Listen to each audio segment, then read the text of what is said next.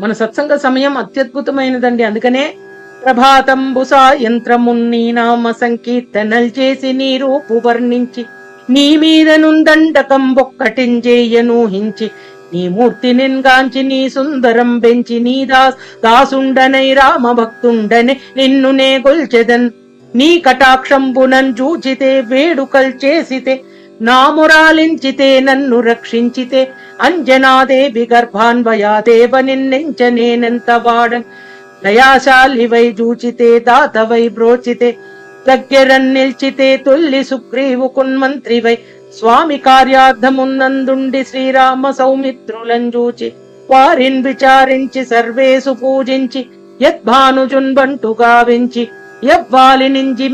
జంపి కాకుత్స తిలకున్ దయా దృష్టి వీక్షించి కిష్కింధకే తెంచి శ్రీరామ కార్యార్థమై లంకకే తెంచి